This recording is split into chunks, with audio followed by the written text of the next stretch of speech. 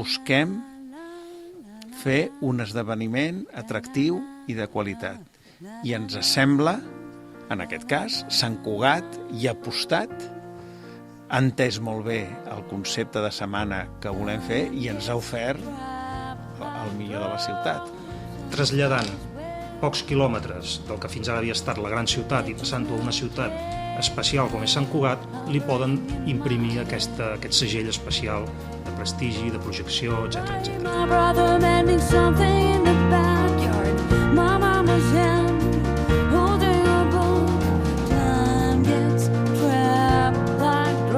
Bé, és una cosa que dona molta satisfacció, tot aquest tipus de premis o d'honors, sempre que no et deixis enlluernar i continuïs treballant, no?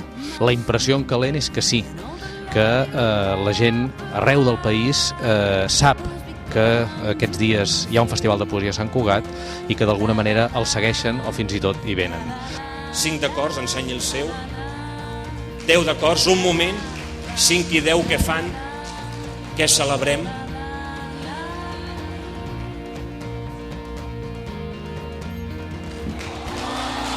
Quins acords pel Teatre Auditori de Sant Cugat. Felicitats a tots, gràcies.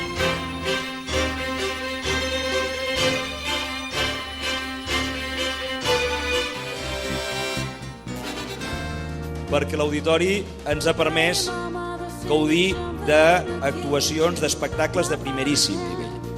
Aquí, doncs, hem rigut, com avui, ens hem impressionat, ens hem sorprès, hem plorat, ens hem emocionat, hem pogut gaudir de totes aquelles sensacions que pots viure dins d'un auditori o dins d'un teatre.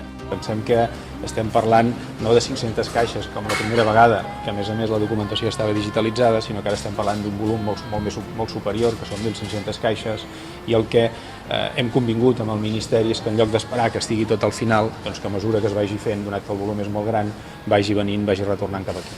I llavors part d'aquesta documentació, si veiem que és suficient, doncs ja la podríem començar també abans de finals d'any a portar cap a Catalunya. A la nova plaça de la Vila, que avui inaugurem d'aquesta forma simbòlica, encetant la nostra festa major i hissant la bandera de la ciutat.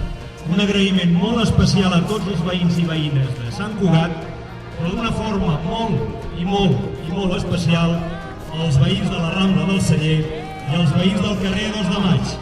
Perquè si els altres hem vist aquestes obres, doncs com anàvem avançant, i ho veiem de pas, ells les han viscut en primera persona.